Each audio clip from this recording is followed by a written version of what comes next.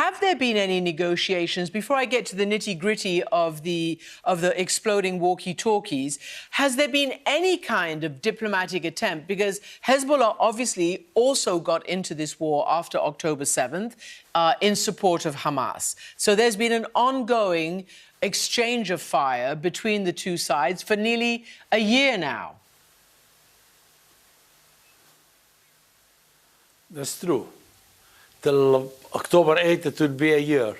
So, yes, the Americans got involved, the French got involved, UN tries its best as well. But we depend on the Americans now to really take them. I mean, Mr. Amos Hochstein is, or I don't know if he still is in Israel, and I think he was supposed to come here if he has any message. It seems he doesn't have any message. So he has been negotiating, he has been talking to people here and in Israel, but so far nothing came out. So, Foreign Minister, the Americans say they were not told of these details. Now the Israelis are saying they did warn the Americans, but apparently, by consensus, there was no details given to the Americans, neither to Mr. Hochstein nor to the State Department. And the Secretary of State is in the region right now. This is what he's saying about the general situation. We've been very clear, and we remain very clear, about the importance of all parties avoiding any steps that could further escalate the conflict that we're trying to resolve in Gaza. To see it spread to other fronts. It's clearly not in the interest of anyone involved to see that happen. And that's why, again, it's imperative that all parties refrain from any actions that could escalate the conflict. Foreign Minister, he's talking about trying to get a ceasefire in Gaza in order to calm the whole area.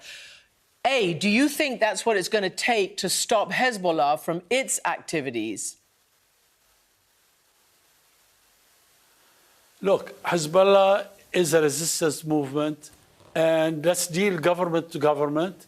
We are willing to talk to Hezbollah at the right time, and we communicate with them all the time.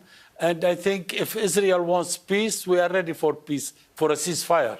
Not a peace treaty, but for a ceasefire on the border and an agreement on what are the conditions for this ceasefire. Granted that 1701, which is the United Nations Security Council Resolution 1701, is a very important resolution for us. And if we implement it for us and the Israelis, and we both said let's implement it, but Israel violates Lebanon, the sovereignty of Lebanon every day. Every day there is a violation.